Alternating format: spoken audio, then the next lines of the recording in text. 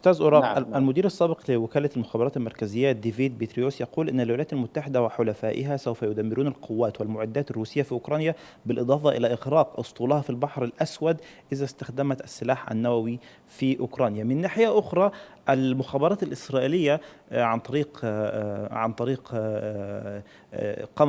قمر تجسس عسكري تابع إلى إسرائيل يلتقط بعض الأسلحة النووية في نفس الوقت الموجودة على جزر بالقرب من فنلندا والسويد. هل هذا الشكل الضاغط هو ما يريده الغرب في النهاية؟ إذا أردوغان يعني بوتين لا يضغط عليه، يعني الرجل سيذهب إلى أسلحة نووية تكتيكية وهو يملكها. فلماذا هذا كله؟ لماذا لا يجلسون على طاولة المفاوضات وتركيا تفتح أبوابها لهذه المفاوضات؟ طبعا المسألة، هل الحكومة الأوكرانية أو الدولة الأوكرانية ستذهب للتفاوض وأراضيها محتلة؟ يعني نحن إذا قرأنا وتمعنا في تصريحات الرئيس زيلينسكي، هو قال لقد طوينا صفحة التفاوض وانتهت مرحلة التفاوض، نحن سنذهب قدما لتحرير أراضينا باستعمال قوة السلاح والدعم الذي يأتي من الغرب. طبعا هذا الخطاب الرسمي الذي نسمعه من كييف. هذا رقم واحد. رقم اثنين،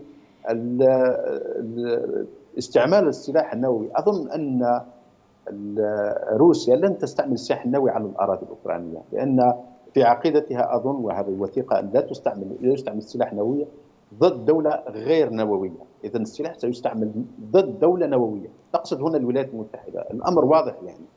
وفي هذه الحالة فإن من الأحسن أن الولايات المتحدة، ربما سنرجع إلى 17 ديسمبر 2021 بخصوص تقديم الضمانات لروسيا الاتحادية بخصوص عدم ضم أوكرانيا عضوا في حلف شمال الأطلس. لأن سمعنا مثلا عندما قدم أو وقع الرئيس زيلينسكي وثيقة الدعوة إلى الانضمام، هنا في المؤتمر الصحفي الذي قام به أو نظمه ستولتنبرغ الأمين العام لحلف شمال الأطلسي، أكد أننا هذا سابق أوانه في مجمل المعنى كلامه، ولكن نحن سنواصل دعم الدولة الأوكرانية. هنا ستولتنبرغ يتفهم أن جعل أوكرانيا عضو في حلف شمال الأطلسي هذا سيكون اصطدام مباشر مع الدولة النووية وهي روسيا الاتحادية.